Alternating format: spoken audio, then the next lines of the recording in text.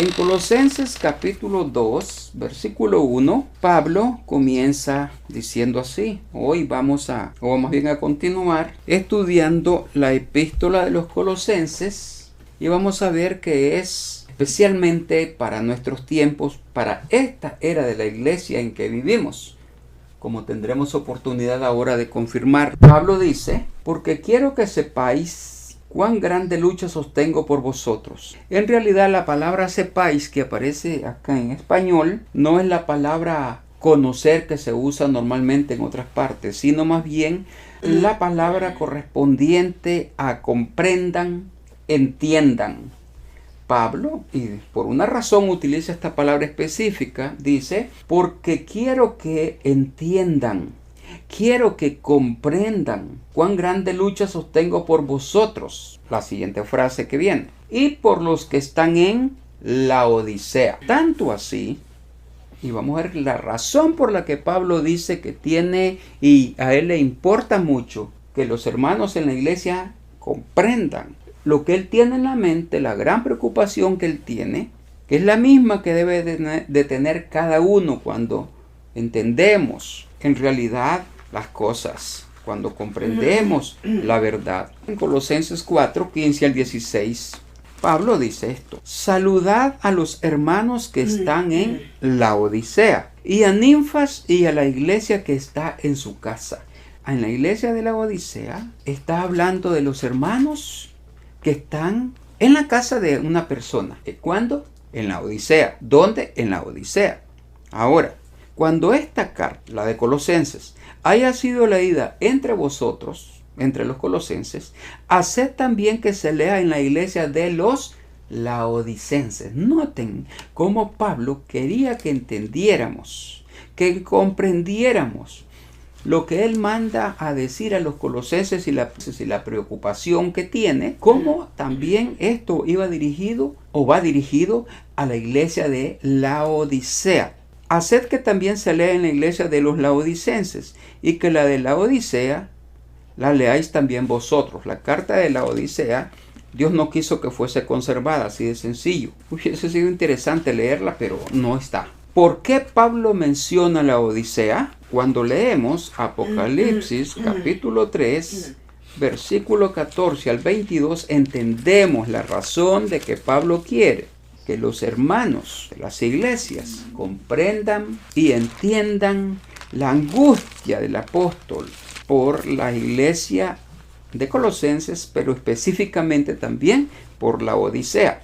En el 3.14 de Apocalipsis, 3.14 hasta el 22, no lo vamos a leer todo, sino unos pocos, parafraseándolo, escribe al ángel de la iglesia en la Odisea: he aquí el amén, el testigo fiel y verdadero, el principio de la creación de Dios, dice esto: yo conozco tus obras, que ni eres frío ni caliente. Ojalá fueses frío o caliente. Y esto es lo terrible, pero por cuanto eres tibio y no frío ni caliente, te vomitaré de mi boca. Porque tú dices, yo soy rico y me he enriquecido, y de ninguna cosa tengo necesidad, y no sabes que eres un desventurado, miserable, pobre, ciego y desnudo. Así califica Dios a la última era de su propia iglesia, la iglesia de hoy. Por eso Pablo insiste en que entendamos Colosenses, en que comprendamos la urgencia que él tiene por enseñar ciertas cosas en esa epístola tan pequeñita que se llama Colosenses. Ahí hay muchas cosas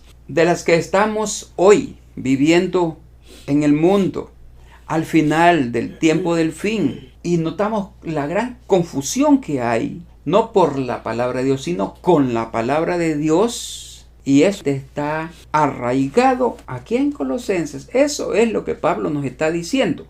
Dios lo inspiró para que supiese lo que iba a haber al final de los tiempos. Por eso es que Pablo insiste en que él quiere que entendamos y comprendamos, que vamos a continuar estudiando. Colosenses 2, 1 al 3. Porque quiero que conozcáis, más bien que comprendan, que entiendan, cuán grande lucha sostengo por vosotros y por los que están en la Odisea y por todos los que nunca han visto mi rostro. Nosotros no lo hemos visto. Para que sean consolados sus corazones, unidos en amor, hasta alcanzar todas las riquezas de pleno entendimiento. Allá la iglesia de la Odisea reclama que tiene todo conocimiento. Pablo va a demostrar que será verdad. Ahí vamos. A fin de conocer el misterio de Dios el Padre y de Cristo, en quien están escondidos. ¿Qué sucedió después del pecado de Adán y Eva? Después de aquel primer pecado desde el punto de vista de la humanidad, porque el primer pecado en realidad fue el del diablo y sus demonios, pero pues de aquel pecado de Adán y Eva, el primer pecado descrito en Génesis 4 fue la ofrenda de Caín. Él presentó una ofrenda de la tierra, pero esta no era conforme a la palabra de Dios. De modo que Caín actuó contra la palabra de Dios, aun cuando estaba supuestamente rindiendo culto a Dios, presentando una ofrenda. Pero la hizo de acuerdo a su pensamiento, a su voluntad, no de acuerdo a Dios. Esto es importante que lo entendamos. Y recordemos que muchas veces hemos estudiado donde Dios ordena que no podemos poner ni quitar absolutamente nada a la palabra de Dios. Es decir, no se pueden traer cosas de afuera que suenan bonito, suenan bien lo que esta persona dice, cosas del mundo, y unirlas con la palabra de Dios, que es precisamente lo que Pablo dice que estaba pasando con la filosofía en Colosenses. Ellos tomaban la filosofía del mundo y la mezclaban con la palabra de Dios y hacían otra cosa que no tenía nada que ver con Dios. Eso es exactamente lo que ocurre hoy en esta era de la Odisea. Y esto es con toda la palabra de Dios que hacen eso. Toman cualquier cosa, como lo vamos a ver unos ejemplos luego, cómo mezclan todas las cosas con filosofía. Todo el conocimiento del misterio de Dios es todo el plan de Dios y todo lo que está relacionado con ese plan de Dios. Por eso Pablo dice, a fin de conocer el misterio de Dios el Padre y de Cristo, en quien están escondidos todos los tesoros de la sabiduría y del conocimiento. Este versículo 3 es un versículo clave porque la gente quiere venir y agregar o quiere venir y quitar. Estoy refiriéndome a la palabra de Dios, al plan de Dios, a lo que Dios dice. Comienzan haciendo creer que ellos están de acuerdo con todo lo que se dice, pero en la mente traen otra cosa. En la mente quieren lo que ellos dicen y hacen. En la mente de ellos quieren que también nosotros hagamos lo que ellos traen en mente, darle para atrás a las cosas. Vamos a ver este versículo 3 en detalle cuando examinemos.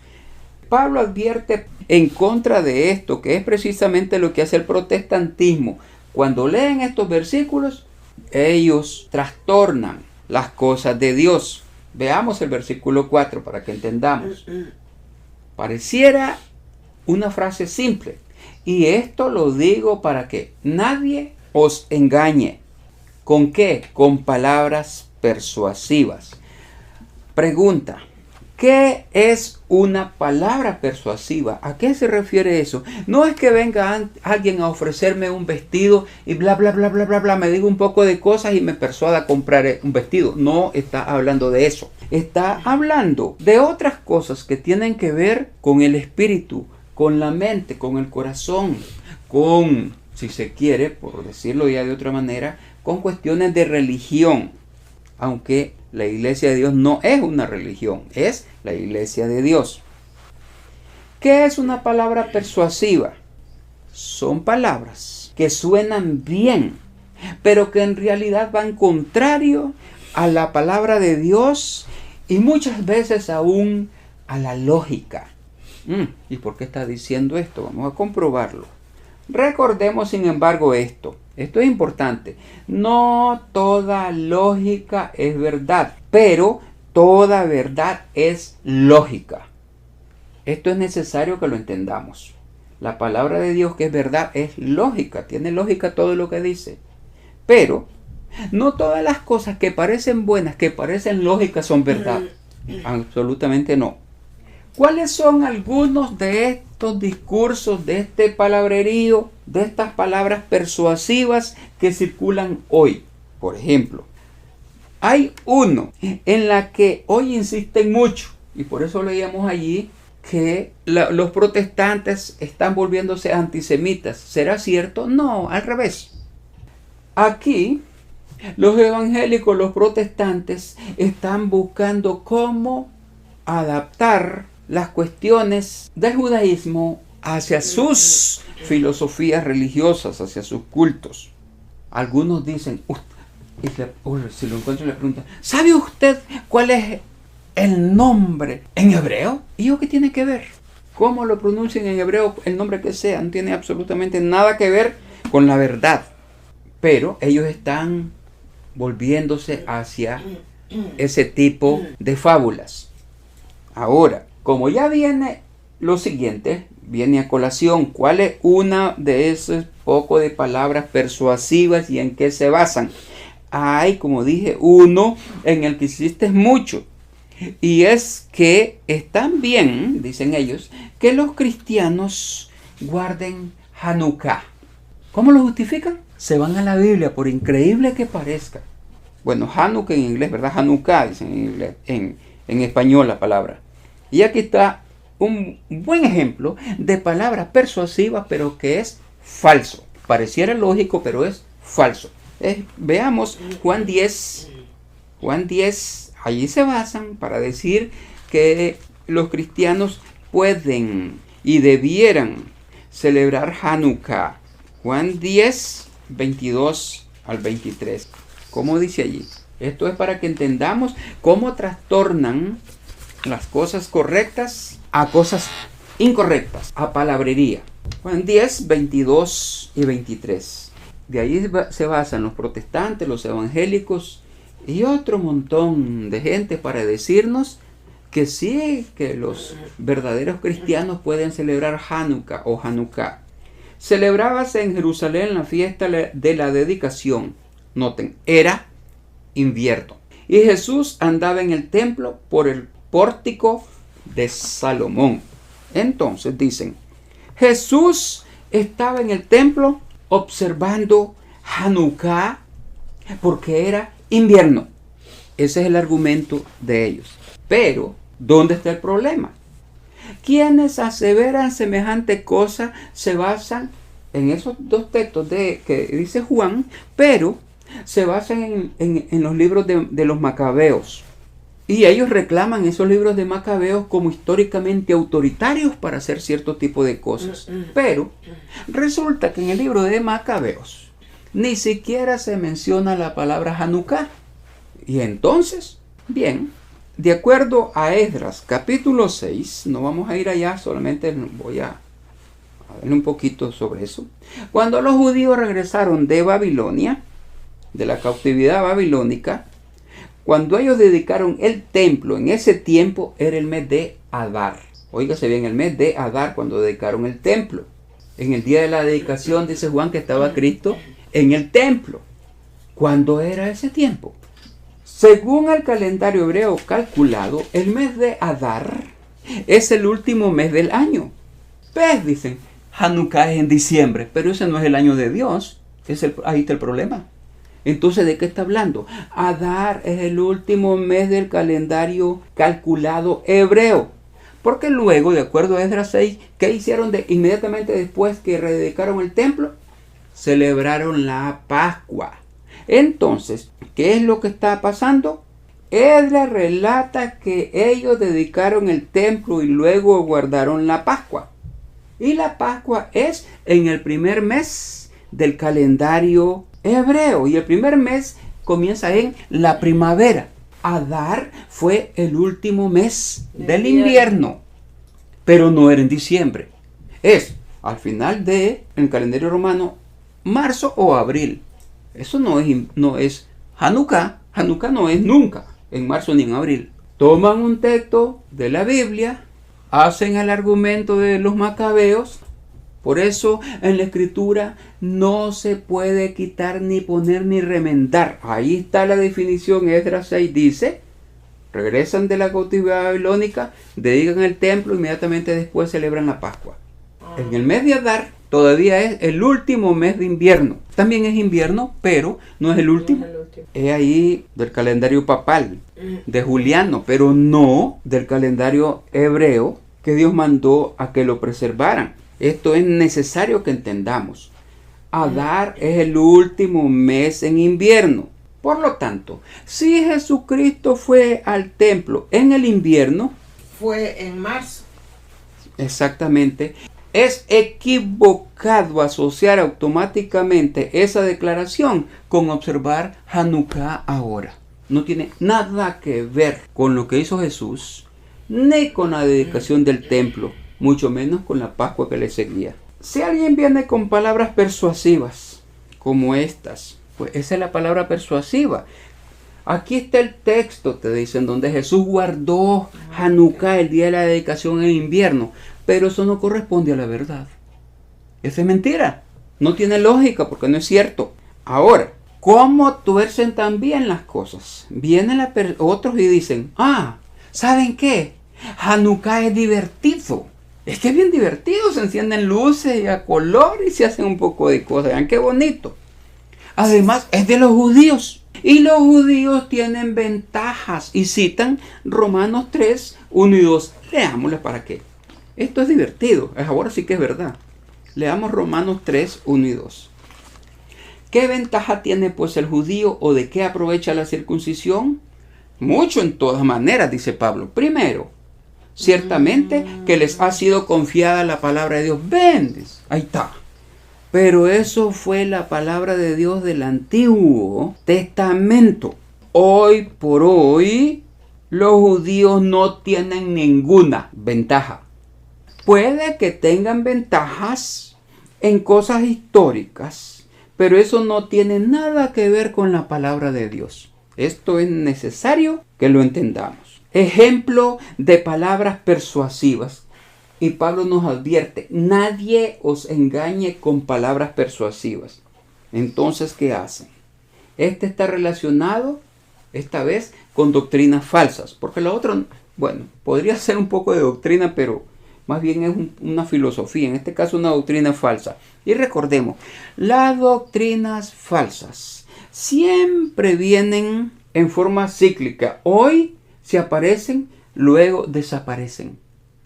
Vuelven las mismas. Y no viene una, vienen un grupo de doctrinas falsas a tratar de golpear a la iglesia. Ejemplo, vamos con un caso. Dicen así argumentan. Dios es amor. Absolutamente cierto. Eso es totalmente cierto. Eso es verdadero.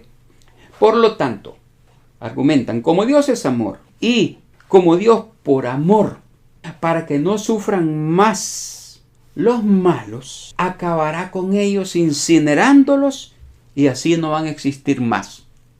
Pareciera correcto. Hasta cierto punto lo es. Pero ahora introducen la lógica falsa. ¿Dónde está la lógica falsa? Dicen, dado que Dios es amor, entonces Él, en vez de atormentar a Satanás por siempre, Dios lo va a convertir en un ser humano y como es malo, lo va a agarrar en bon, lo va a tirar al lago de fuego para incinerarlo para que no exista más. Y la gente cree semejante cosa. Dicho sea de paso, Judas en cambio asevera que el diablo estará en las más densas tinieblas por siempre, como lo vimos en el último gran día. Ese es su destino. Más densas tinieblas para siempre. Ahora veamos algunas instrucciones que da Pablo a la iglesia, especialmente a la iglesia de la Odisea. Colosenses 2, versículo 5 y versículo 6. Dice Pablo, porque aunque estoy ausente en cuerpo, no obstante en espíritu estoy con vosotros. Esa frase precisamente la está trastornando, porque aunque estoy ausente en cuerpo, pero estaba vivo Pablo. No obstante en espíritu estoy con vosotros, gozándome y mirando vuestro buen orden y la firmeza de vuestra fe en Cristo. Por tanto, de la manera que habéis recibido al Señor Jesucristo, andad en Él. Vean la instrucción de Pablo.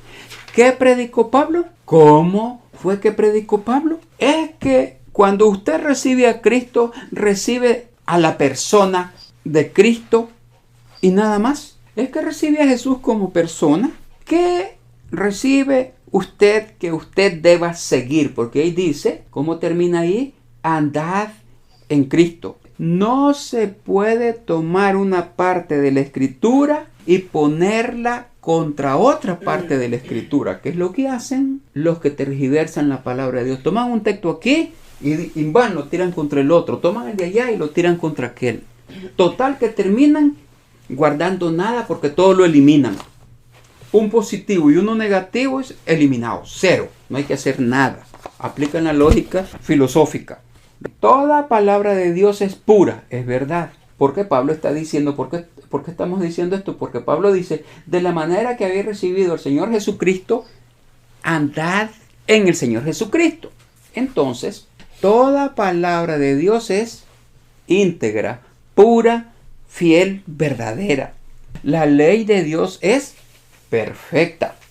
Los mandamientos de Dios son perfectos.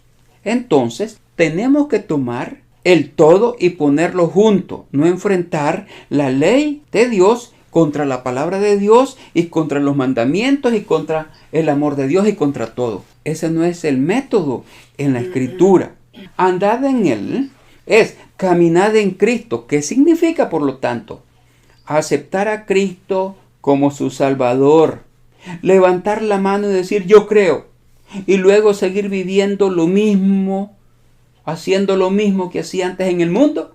No, eso no es andar a como Cristo. Entonces, ¿qué es andar a como Cristo? Primera de Timoteo 6, versículo 3. Pablo escribe, si alguno enseña otra cosa, como Pablo elimina de un solo todas las cosas que no van de acuerdo a esto que viene. Si alguno enseña otra cosa y no se conforma a las sanas palabras de nuestro Señor Jesucristo y a la doctrina que es conforme a la piedad. Ahora la pregunta es, las palabras sanas, porque Jesucristo no dejó una palabra que no fuera sana, y no se conforma a las sanas palabras de nuestro Señor Jesucristo y a la doctrina de nuestro Señor Jesucristo. La pregunta es, ¿dónde están escritas las palabras que dijo nuestro Señor Jesucristo y su doctrina? ¿Dónde está escrito la vida de Jesucristo? Me va a decir en los evangelios, porque es bien fácil. Todo lo que Cristo dijo, ¿dónde está? En los evangelios, Mateo, Marcos, Lucas y Juan. Simple.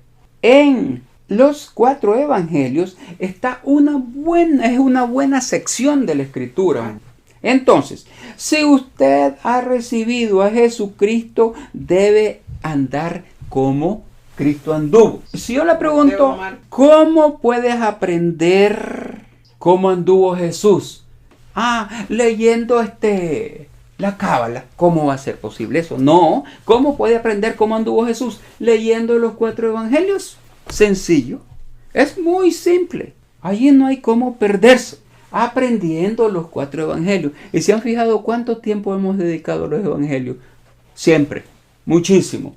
Y a veces en un solo capítulo 2 de Juan dedicamos un montón de sábados. ¿Por qué? Porque estamos aprendiendo cómo anduvo Jesucristo.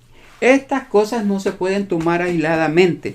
Todo eso debe estar en conjunto. Ahora veamos cómo lo que escribe Pablo aquí mismo coordina con lo que él acaba de señalar en Colosenses. Andad con Él. Si alguno ha recibido a Cristo, dice, andad como Él. Vamos. Versículos 4 y 5 en 1 Timoteo 5. Ahora, ¿qué dice él? Si alguno enseña otra cosa y no se conforma a las sanas palabras de nuestro Señor Jesucristo y a la doctrina que es conforme a la piedad, está envanecido, nada sabe y delira. Imagínense, está loco, dice Pablo en otras palabras, y delira acerca de cuestiones y contiendas de palabras, de las cuales nacen envidias, pleitos, blasfemias, malas sospechas. Estas palabras son en realidad bastante fuertes. Vean lo que Pablo está diciendo. La manipulación de la palabra de Dios, que es el origen del cristianismo tradicional, lo que produce es un montón, exactamente lo que dice allí.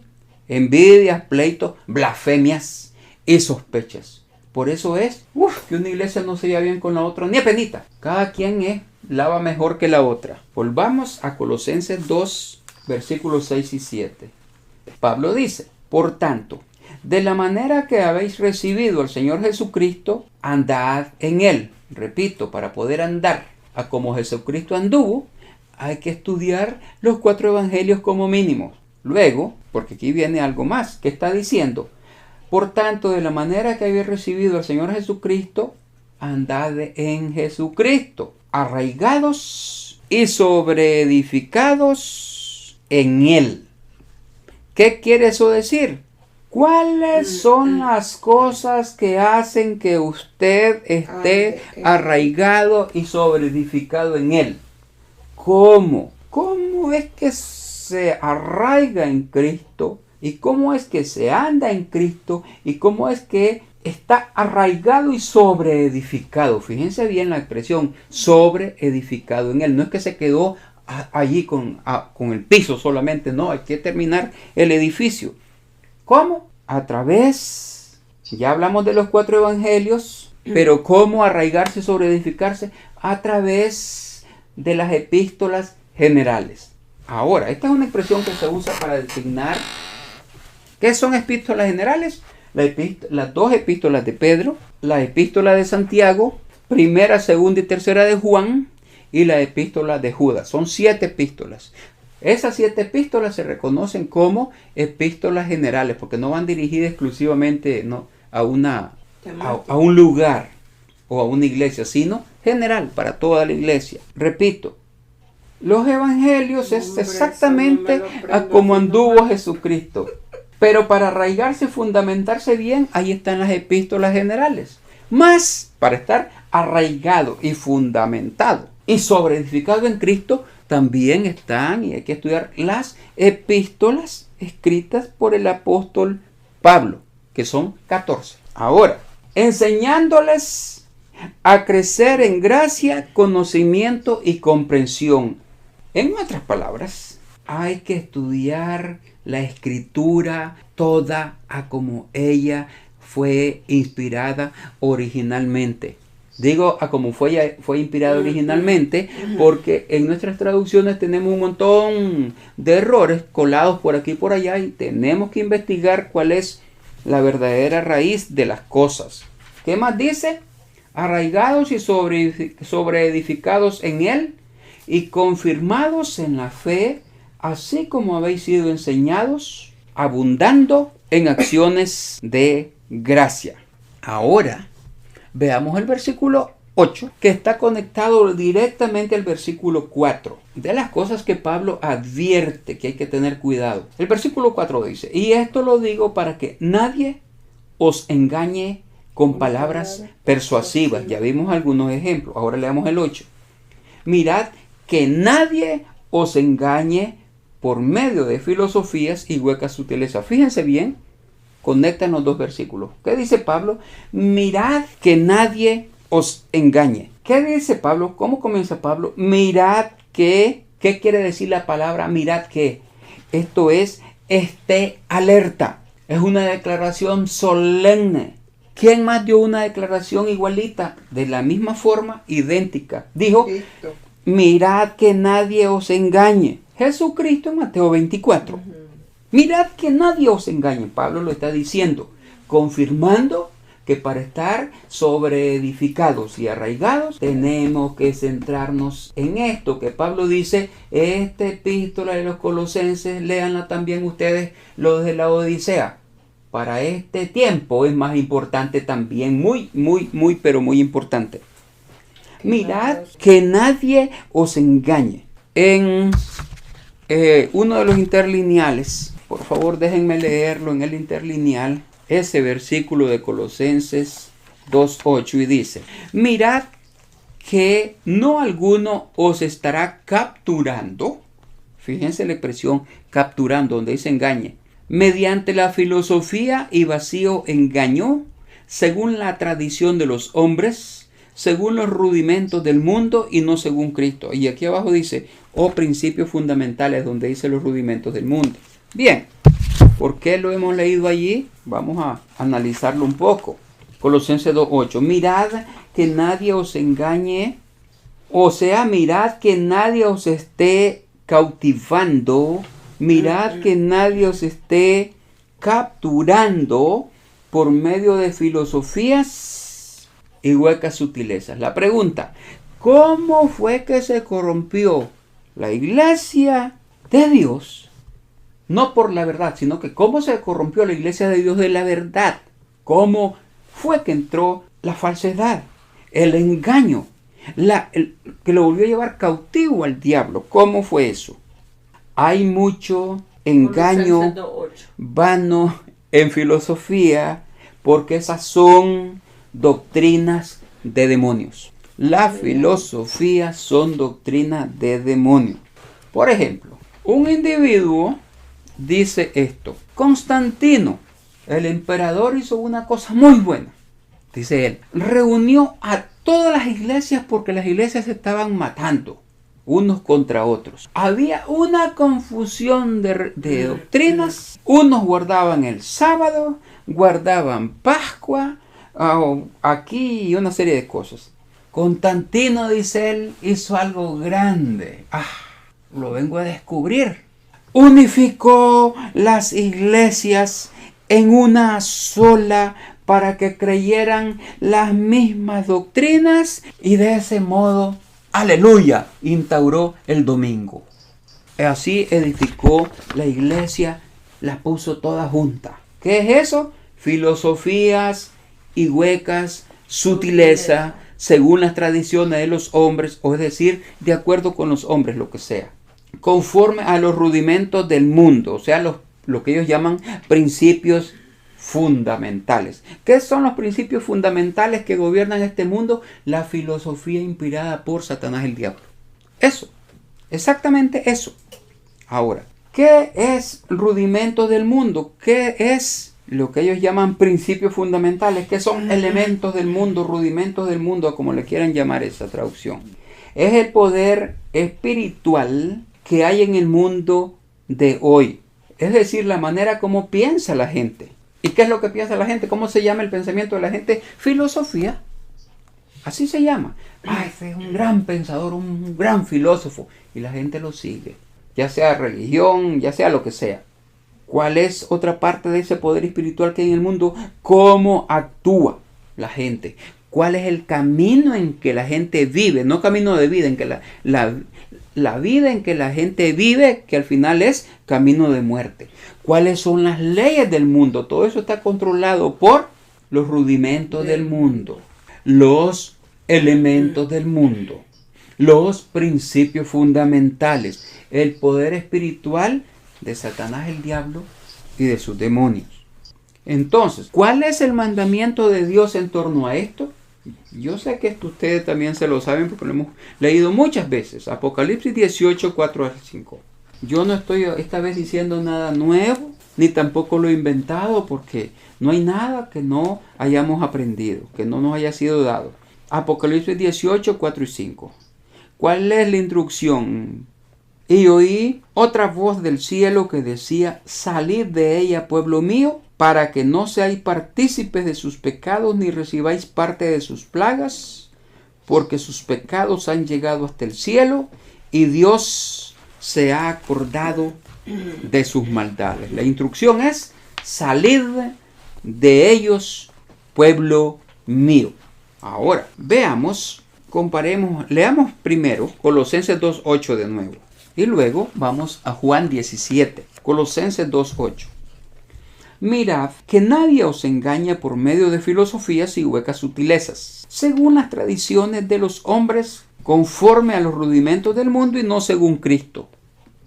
¿Y cómo es que Pablo se inventó eso? Pablo no se lo inventó. Jesucristo dijo esto en Juan 17, versículo 11, en la oración que él hizo al Padre. Juan 17, 11, veamos.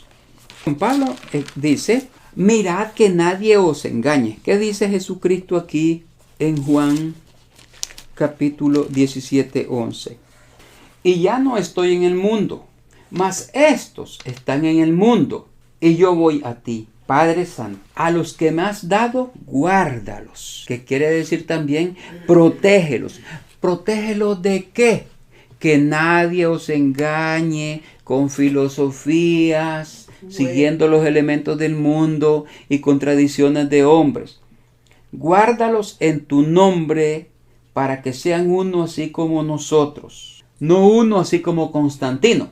Cuando estaba con ellos en el mundo, fíjense lo que dice Cristo, cuando estaba con ellos en el mundo, yo los guardaba en tu nombre. Jesucristo no dejaba que se corrompieran. Jesucristo ahí estaba, advirtiendo, predicando, enseñando, para que no se desviaran. Y ya no estoy en el mundo, mas estos están en el mundo y yo voy a ti. Padre Santo, a los que me han dado, guárdalos en tu nombre para que sean uno así como nosotros. Cuando estaba con ellos en el mundo, yo los guardaba en tu nombre. A los que me diste, yo los guardé. Y Cristo lo sigue haciendo porque nos dejó los escritos de los apóstoles y la profecía también en Apocalipsis. Yo los guardé y ninguno de ellos se perdió, sino el hijo de perdición, para que se cumpliese la escritura. Pero ahora voy a ti y hablo esto en el mundo, para que tengan mi gozo cumplido en sí mismo.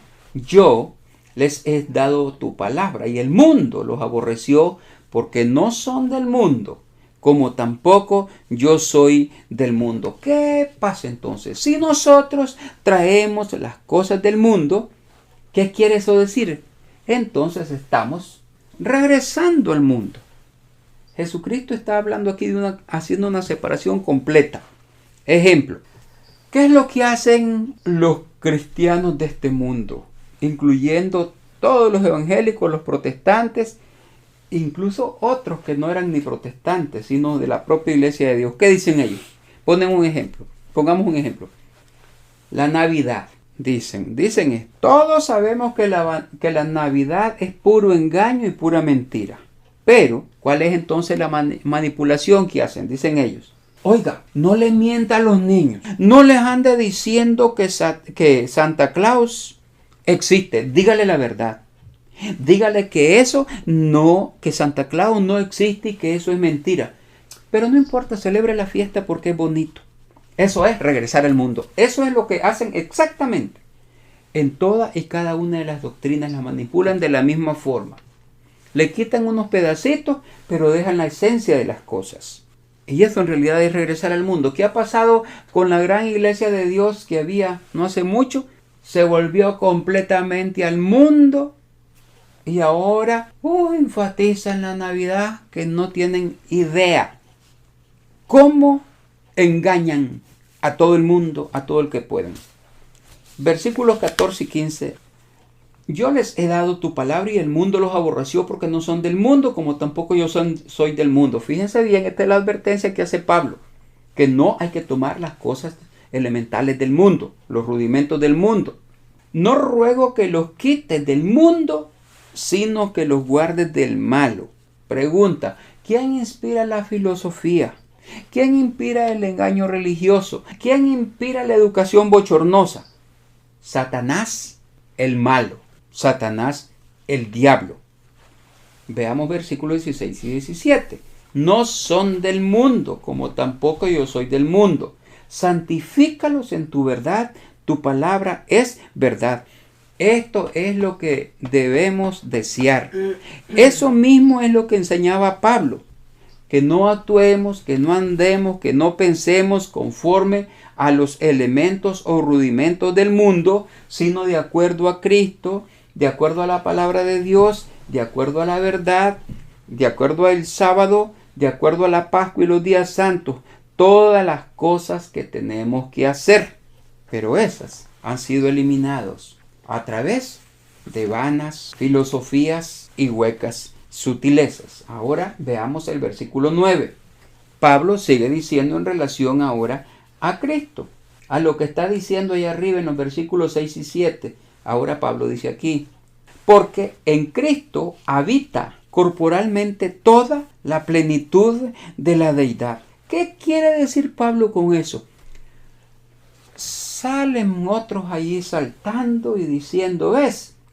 Es que eso quiere decir que Cristo no es Dios, sino que allí se metió Dios a vivir en Cristo. Pues eso dicen incluso en unos que se llaman a sí mismos iglesias de Dios. Es triste.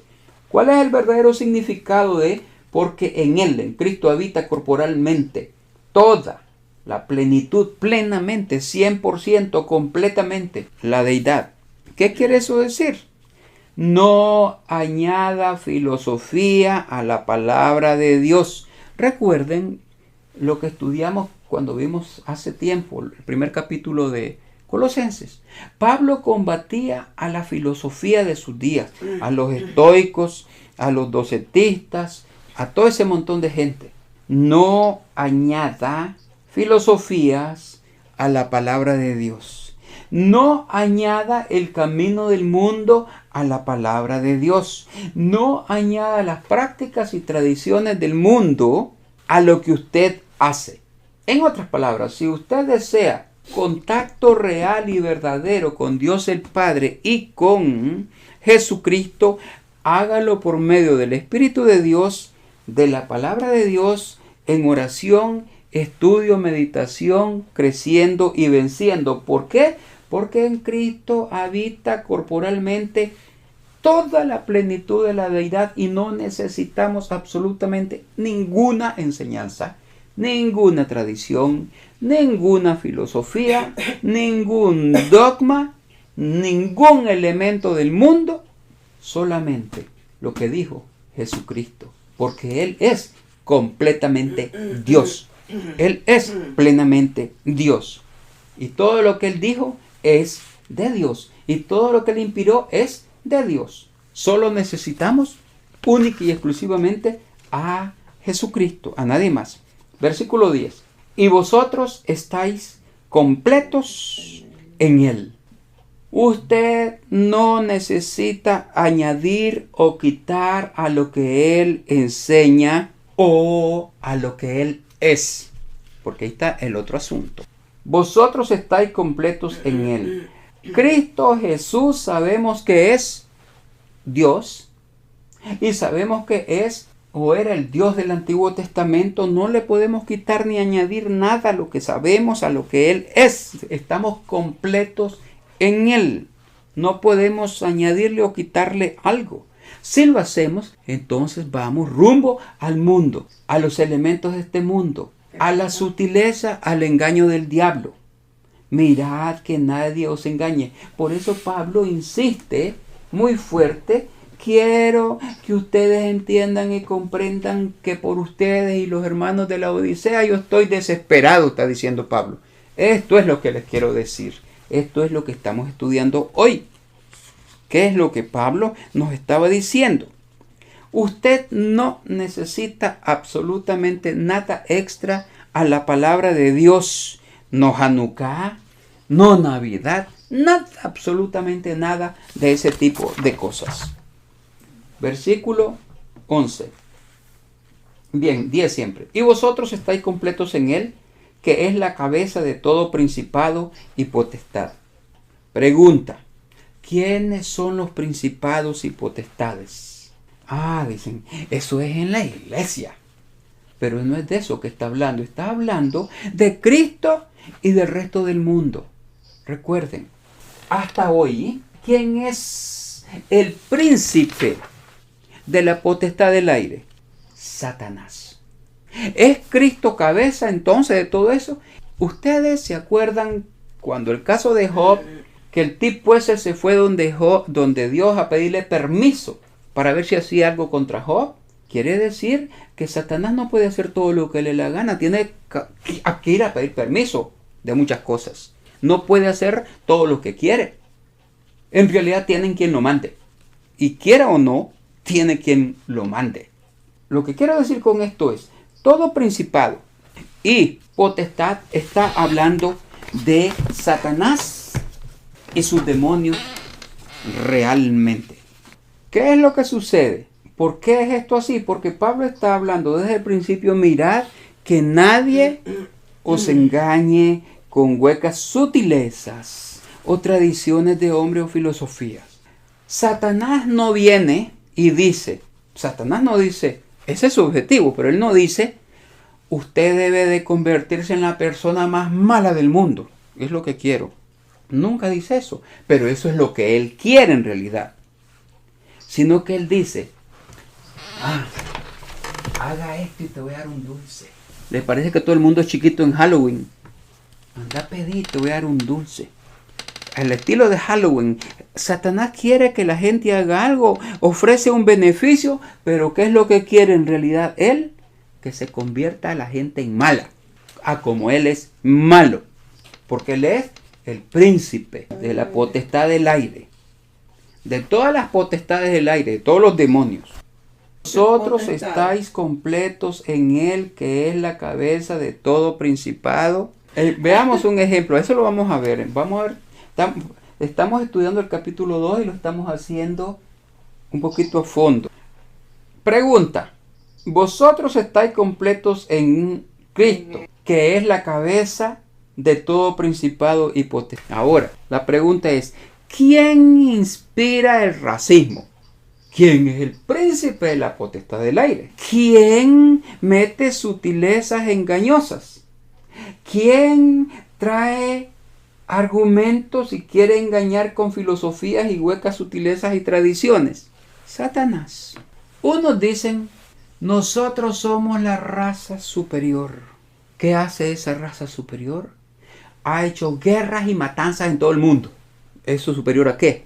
Los del polo opuesto dicen otra cosa. Cuando ven un poquito a alguien que no es exactamente como ellos, ese se cree que es de la raza superior. No dicen esa palabra, dicen otra. Esos creen que es de la raza superior y comienzan a hacerle la vida imposible a esa persona. ¿Cuál es el verdadero problema? Luego salen otros y dicen, el cartel y la marcha, aquí está el poder tal. Y salen con unos cartelones y unos tipos allí gritando. Mientras uno dice en la raza superior, los otros dicen aquí está. Ser como nosotros cuenta, aquí estamos. ¿Quién inspira todo eso y cuál es el fondo de ese asunto? El príncipe de la potestad del aire. No es el color de la piel el problema, sino el pecado que mora en cada uno independientemente del color. Pero el cristiano está completo en Jesucristo. Entonces, ¿cuál es el problema aquí? Cuando un cristiano continúa con su inspiración racista, debería de hacer caso. ¿Quién lo dirige? Versículo 11. En él también fuisteis circuncidados. Este versículo es muy importante. Probablemente hasta lleguemos hoy. Este versículo es muy importante por una razón. Porque en este versículo Pablo demuestra el proceso del cómo estar completos en Jesucristo, porque de eso es que está hablando. El versículo 11 en concreto enseña cómo estar completos en Jesucristo, pero también enseña una segunda cosa, y es esta: cómo es que está escrita la Biblia. Muchas veces un versículo, esto es necesario que lo entendamos para cuando estudiamos la Biblia, muchas veces en un versículo o el versículo mismo es una condensación o un sumario o un enunciado que está al principio del escrito, del versículo, o a veces es la conclusión al principio y luego enumera cuál es el proceso para llegar a la conclusión. Espero me hayan entendido. Eso es exactamente lo que Pablo está haciendo en el versículo 11. En otras palabras, Pablo se pregunta en el versículo 10, ¿nosotros estamos completos en Jesucristo? Responde, sin preguntárselo, pero poniéndolo, ¿cómo es que estamos completos en Jesucristo? La pregunta es, en él también fuisteis circuncidados, con circuncisión no hecha a mano, al echar de vosotros el cuerpo pecaminoso carnal en la circuncisión de Cristo, que se conoce como la circuncisión del corazón. Eso explica Pablo, cómo es que estamos completos en Jesucristo. No necesitamos nada de otro tipo de cosas, pero tenemos que aclarar esto. Por eso que es importante que entendamos cómo está escrita la Escritura, cómo se desarrolla, ¿Qué es lo que tenemos primero, el enunciado o la conclusión? ¿Y cómo hacer entonces para llegar al fondo de lo que Pablo al principio nos está diciendo? Pablo escribe: en él, en Cristo, también fuisteis circuncidados con circuncisión no hecha a mano. Esto es importante, porque la mayoría se enfoca en la conducta exterior. Pero la cosa es, ¿qué refleja la conducta exterior de alguna persona? Cuando usted ve a alguien y ve cómo se comporta, ve cómo es, ¿en realidad está usted viendo lo que es esa persona? No, normalmente no. ¿Por qué? Porque algunas veces, y no algunas, muchas veces, la gente es buena al show.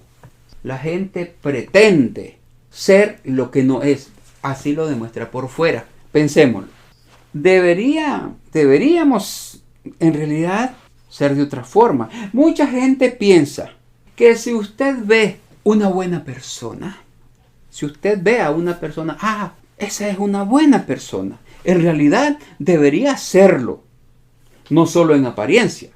Entonces la gente piensa así: ese se mira tan bueno que se mira, por lo tanto Dios debería de aceptarlo, porque no ves cómo es de bueno. La pregunta es, pero ¿cómo juzga Dios a cada persona? Eso es lo que hay que entender de lo que nos están enseñando aquí en el versículo 11. ¿Cómo es que Dios juzga a cada persona? Recordemos, antes del diluvio, ¿qué pasó? ¿Qué fue lo que pasó en aquella generación de antes del diluvio? En Génesis 6.5, no vamos a ir allá, lo voy a decir así nomás la mitad del versículo. En Génesis 6.5 dice que Dios vio que todo designio de los pensamientos del corazón era de continuo solamente el mal.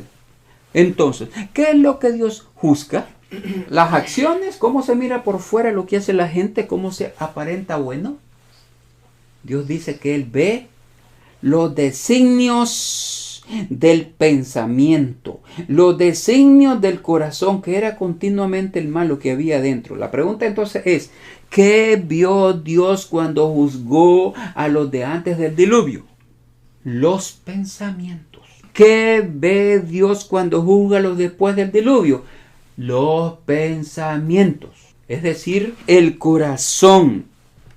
Los pensamientos del corazón. Claro, los pensamientos están en la cabeza. ¿Y esa de dónde piensa? Del corazón. Ese es el fondo del asunto.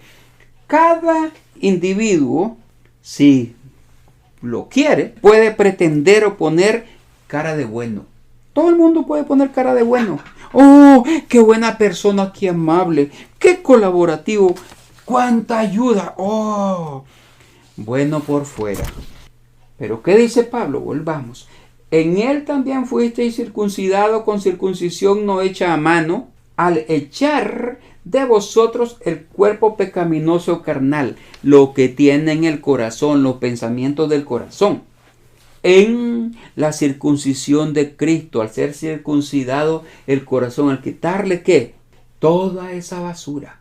La circuncisión. Y Pablo está diciendo, ustedes están completos en Jesucristo a través de la circuncisión del corazón. Como vamos a seguir viendo conforme estudiemos, alguien puede guardar sábado, puede guardar leyes, puede circuncidarse la carne si le da la gana, puede guardar las fiestas santas de Dios, pero eso no es lo que Dios mira. Entonces no hay que hacerlo, esa es otra cosa. Pero eso no es lo que Dios mira. Dios no mira el exterior. Va a la sinagoga, ahí el sábado. O va a la iglesia, el sábado. ¿Y qué es lo que hay adentro? Eso es lo que Dios ve. La circuncisión del corazón. 1:10. Solo para introducirlo, leamos Romanos 2, versículo 17. No lo voy a explicar ahora todo, pero por lo menos que ustedes puedan leer. ¿De cuál? Romanos 2, 17. He aquí, Pablo está dirigiéndose a los judíos de carne. He aquí, tú tienes el sobrenombre de judío, y te apoyas en la ley y te glorías en Dios. Tú tienes el sobrenombre de judío. ¿Por qué Pablo está diciendo eso? Porque al principio el evangelio fue predicado solamente a los judíos. Por los primeros 12 años, la iglesia de Dios estaba constituida solamente de judíos. Luego, cuando el evangelio fue a los gentiles, entonces comenzó el conflicto entre judíos y gentiles. Y sigue Pablo y dice, aquí tú tienes el sobrenombre de judío y te apoyas en la ley. En la interlineal dice, y te descansas en la ley. ¿Cómo descansan ellos en la ley? La forma como los judíos se asientan o descansan en la ley es por medio del judaísmo, de la religión. Ellos continúan reclamando nominalmente la ley. Siguen guardando el sábado a su manera tradicional. Siguen guardando los días santos conforme a las tradiciones de ellos. Pero ¿qué sucedió? Aún durante la fiesta de los tabernáculos, Jesucristo les dijo en la propia cara a ellos, ninguno de ustedes guarda la ley. ¿Qué? ¿Y no estaban guardando el sábado y la fiesta y esas cosas? ¿Por qué les dijo él, ninguno de ustedes guarda la ley en la mitad de la fiesta de los tabernáculos? Por lo que en realidad había en la mente de ellos, en sus pensamientos. Aunque ellos estuviesen presentes en el templo, eso no les cambió la mente y el corazón. Cambio de mente y corazón es producto del arrepentimiento y eso no se produjo en los corazones de ellos, a como vamos a examinar un poco más a fondo el próximo sábado. Por favor, si pueden, lean desde Romanos 2,